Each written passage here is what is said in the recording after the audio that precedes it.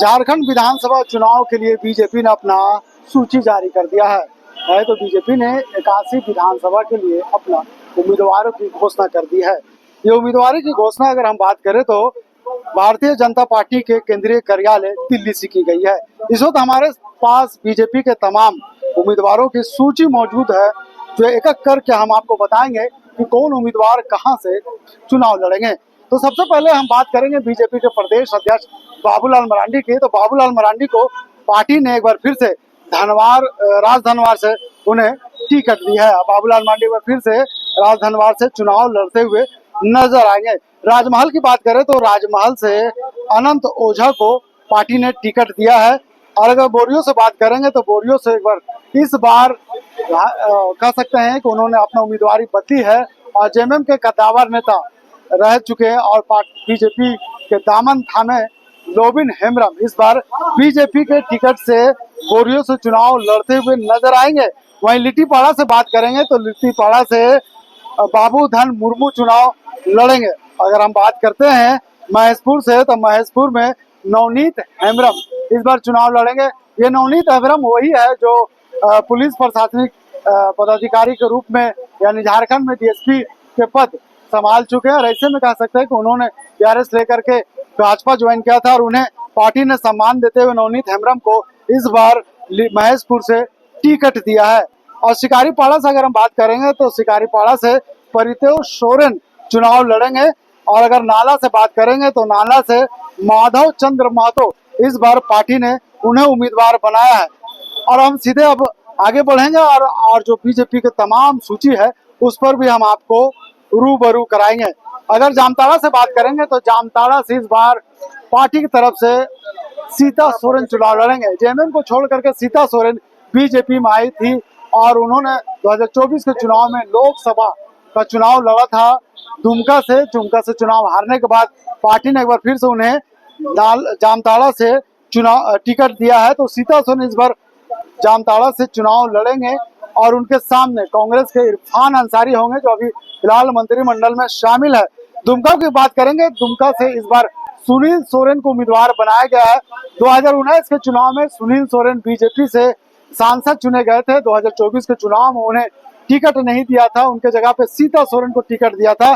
तो इस बार 2024 के विधानसभा के चुनाव में सुनील सोरेन को टिकट दिया गया है। जामा से बात करते हैं तो जामा से सुरेश मुर्मू चुनाव लड़ते हुए आपको नजर आएंगे।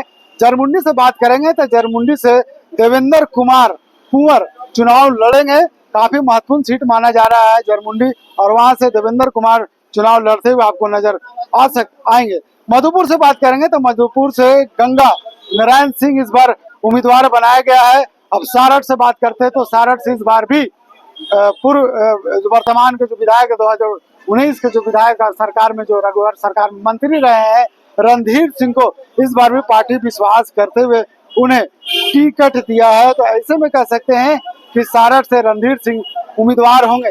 देवघर से बात करेंगे तो देवघर से इस बार भी नारायण दास को टिकट मिला है। और पड़ैया हाट की अगर हम बात करते हैं तो पड़ैया हाट के देवेंद्र नाथ सिंह चुनाव लड़ते हुए नजर आ सकते हैं। और गोड्डा से बात करते हैं तो गोड्डा से इस बार अमित कुमार मंडल फिर से चुनावी मैदान में आपको नजर आएंगे। और महागामा से बात करें तो महागामा से अशोक कुमार भगत चुनाव लड़ते हुए पार्टी के सिंबल से नजर आएंगे। और कोडरमा से बात करें तो कोडरमा से इस बार फिर पार्टी ने नीरा यादव को विश्वास करते हुए उन्हें इस बार 2024 के चुनाव में फिर से टिकट दिया है। तो कोडरमा से नीरा यादव एक बार फिर से चुनाव लड़ते हुए नजर आएंगी। अगर बरकट्ठा से बात करते हैं तो बरकट्ठा से इस बार अमित यादव को टिकट दिया है, क्योंकि पिछले बार की बात करेंगे 2019 के चुनाव में तो 2019 के चुनाव में बरकट्ठा से अमित यादव को पार्टी ने टिकट नहीं दिया था, तब वो निर्दलीय चुनाव लड़े थे। तो इस बार पार्टी ने उन्हें टिकट दिया है, क्योंकि कुछ दिन पहले ही वो बीजेपी के संस्था ग्रहण किया तो पार्टी ने इस बार उन्हें उम्मीदवार बनाया। तो बरकट्ठा से अमित कुमार यादव चुनाव लड़ते हुए नजर आएंगे। बरही से बात करेंगे तो बरही से इस बार कोई बदलाव नहीं किया, फिर पुराने ही कैंडिडेट मनोज कुमार यादव को पार्टी ने टिकट दिया है। और बड़का गांव से बात करेंगे तो बड़का गांव से रोशन लाल चौधरी को उम्मीदवार बनाया है। रोशन लाल चौधरी अभी अभी बीजेपी में ज्वाइन हुई है उनका। और बड़का गांव से रोशन लाल चौधरी चुनाव लड़ते हुए आपको नजर आएंगे। हजारीबाग से बात करते हैं तो हजारीबाग से प्रदीप प्रसाद सिन्हा चुनाव लड़ेंगे। और सिमरिया से बात करते हैं तो सिमरिया से उज्जवल दास को उम्मीदवार बनाया गया है। बगोदर से बात करेंगे तो बगोदर से इस बार नागिन महतो को टिकट दिया गया है। जमुआ से बात करेंगे तो मंजू देवी को उम्मीदवार बनाया गया है। गांडे से बात करते हैं तो गांडे से मुनिया देवी इस बार दो हाथ करते हुए नजर आएगी। गिरिडीह से बात करते हैं तो निर्भय कुमार शाहबादी इस बार भी मैदान में वो नजर आएंगे।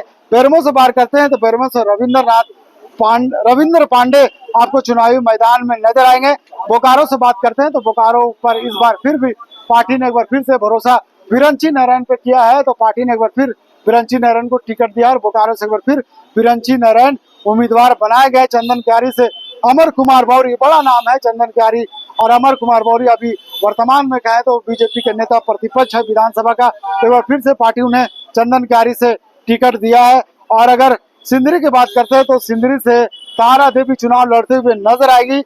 और अगर निरसा से बात करते हैं तो निरसा से एक बार फिर इस बार भी अपर्णा सेन गुप्ता को पार्टी ने टिकट दिया। धनबाद से भी वही उम्मीदवार आपको नजर आएंगे जो पिछले बार और वर्तमान में जो विधायक है राज सिन्हा, तो पार्टी ने एक बार फिर राज सिन्हा को विश्वास किया है।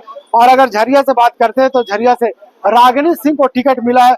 पिछले बार भी पार्टी ने उन्हें टिकट दिया था, इस बार भी उन्हें टिकट दिया है। बागमारा से बात करते हैं तो शत्रुघ्न महतो को पार्टी ने टिकट दिया है। ये एक नया चेहरा है शत्रुघ्न महतो जिसे पार्टी ने टिकट दिया, क्योंकि बागमारा से डुल्लू महतो चुनाव के विधायक हुआ करते थे बीजेपी के, वो चुनाव लड़के एमपी बन गए हैं, तो अब उन्हें शत्रुघ्न महतो को उन्होंने टिकट दिया है।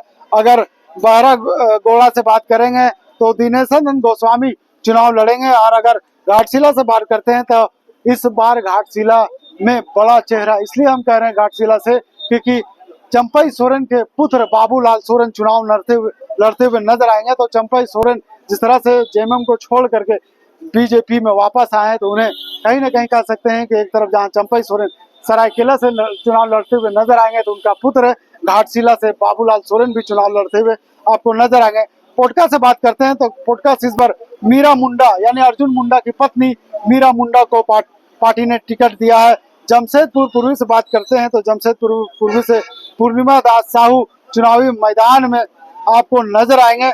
अब अगर आगे की बात करें तो आगे से सरायकेला से हमने पहले ही बता दिया कि सरायकेला से इस बार चंपई सोरेन उम्मीदवार होंगे। चाईबासा से बात करते हैं तो चाईबासा से इस बार लोकसभा चुनाव नहीं जीत पाई गीता कोड़ा वहां से चुनाव लड़ते हुए नजर आ सकती है। तो कहीं ना कहीं पार्टी उन्हें, माफ कीजिएगा, गीता बालमुचू वहां से चुनाव लड़ेगी।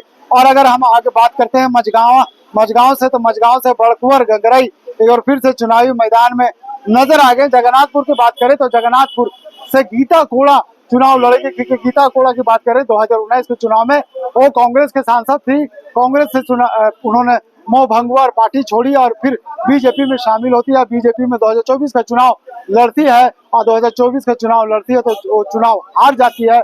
वहां से जोभा मांझी चुनाव उन्हें हराती है, जोभा मांझी सांसद बन जाती है। तो ऐसे में गीता कोड़ा चुनाव हारने के बाद वहां से जगन्नाथपुर से गीता कोड़ा को उम्मीदवार पार्टी ने बनाया है। चकद्दरपुर से बात करेंगे तो चकद्दरपुर से शशि भूषण चुनाव लड़ते हुए आपको नजर आएंगे। और अगर खरसावा से बात करते हैं तो सोमनाथ बेहरा इस बार पार्टी को उम्मीदवार बनाया गया है। तोरपा से कोचो मुंडा इस बार पार्टी को उम्मीदवार बनाया गया है। खूंटी से बात करेंगे तो खूंटी से वही पुराने उम्मीदवार पर भरोसा किया है, नीलकंठ सिंह मुंडा वहां से उम्मीदवार बनाए गए हैं।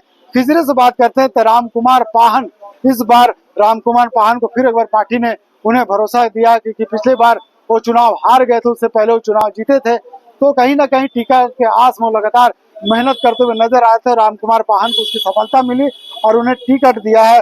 रांची से बात करते हैं तो जिस सीट पर सबसे ज्यादा चर्चा हो रहा था, जिस सीट पर सबसे ज्यादा हॉट सीट बनी हुई थी, सबसे ज्यादा गर्म था कि 6 बार के विधायक सीपी सिंह को टिकट मिलेगा कि नहीं मिलेगा, क्योंकि नवीन जायसवाल को हटिया से शिफ्ट छोड़ करके उन्हें रांची शिफ्ट करने की चर्चाएं गर्म थी। तो लेकिन इस बार पार्टी ने उन्हें सम्मान देते हुए फिर से रांची से उन्हें टिकट दिया है। तो सीपी सिंह इस बार रांची से चुनाव लड़ते हुए नजर आएंगे, यानी पार्टी ने उन्हें टिकट दे दिया है। हटिया से बात करते हैं तो हटिया से फिर से वही पुराने उम्मीदवार नवीन जायसवाल को पार्टी ने अपना प्रत्याशी बनाया। कांके से बात करते हैं तो जीतू चरण राम, इस बार जीतू चरण राम पार्टी के उम्मीदवार होंगे। और अगर मांदर से बात करते हैं तो सन्नी टोप्पो वहां से चुनाव लड़ते हुए नजर आएंगे। सिसई से बात करें तो अरुण उरांव वहां से चुनाव उम्मीदवार बनाया गया है। गुमला से बात करें तो गुमला से इस बार पूर्व सांसद जो चुनाव हार गए सुदर्शन भगत, उनको पार्टी ने टिकट दिया है। और अगर बिशुनपुर से बात करते हैं तो समीर उरांव को पार्टी ने उन्हें टिकट दिया है। और अगर हम बात करते हैं सिमडेगा से, तो सिमडेगा से श्रद्धानंद बेसरा चुनाव लड़ते हुए नजर आएंगे। और कोलोबिरा से बात करते हैं तो कोलोबिरा से सुजान जोजो इस बार पार्टी ने उन्हें उम्मीदवार बनाया है। मनिका से बात करते हैं तो मनिका से हरकृष्ण सिंह को पार्टी ने उम्मीदवार बनाया है। लातेहार से बात करें तो लातेहार से इस बार प्रकाश राम बीजेपी के उम्मीदवार बनाए गए हैं। और अगर पाकी से बात करते हैं तो पाकी से कुशवाहा शशि भूषण मेहता, इस बार भी पार्टी उन्हें भरोसा किया है। इस बार भी शशि भूषण मेहता को पार्टी ने पाकी से उम्मीदवार बनाया है। डाल्टनगंज से अगर बात करेंगे तो इस बार फिर डाल्टनगंज से आलोक चौरसिया, पार्टी ने उन्हें भरोसा करते हुए फिर से आलोक चौरसिया को टिकट दिया है। वर्तमान में अगर बात करें तो आलोक चौरसिया अभी भी पार्टी के टिकट से वो चुनाव लड़े हैं और वर्तमान में विधायक है। तो डाल्टनगंज से आलोक चौरसिया उम्मीदवार बनाया गया। विश्रामपुर से बात करेंगे तो रामचंद्र चंद्रवंशी, एक बार फिर पार्टी उस पर भरोसा की है। कद्दावर नेता है, बुजुर्ग नेता है, लोग उन्हें मानते हैं। पार्टी में एक अपनी उनकी पकड़ है, इसलिए एक बार फिर से उन्हें पार्टी ने टिकट दिया है। छतरपुर से बात करें तो छतरपुर से पुष्पा देवी, इस बार पुष्पा देवी भुइयां चुनाव लड़ते हुए नजर आ सकती हैं। हुसैनाबाद से इस बार कमलेश सिंह एनसीपी में लड़ा करते थे। हमेशा वो एनसीपी के चुनाव जीत कर आते थे, लेकिन इस बार उन्होंने एनसीपी का दामन छोड़कर बीजेपी का दामन थामा है। तो ऐसे में हुसैनाबाद से कमलेश सिंह चुनाव बीजेपी के बैनर के नीचे लड़ेंगे। और अगर हम बात करें गढ़वा से, तो गढ़वा से सत्येंद्र नाथ तिवारी पार्टी के सिंबल पर चुनाव लड़ेंगे। और भवनाथपुर से बात करें तो भवनाथपुर से इस बार भी भानु प्रताप शाही को टिकट दिया है।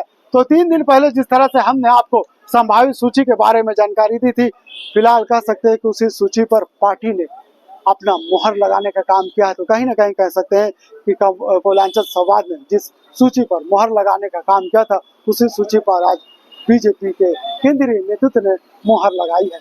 सहयोगी फैयाज के साथ मैं नौशाद, कोयलांचल संवाद, रांची।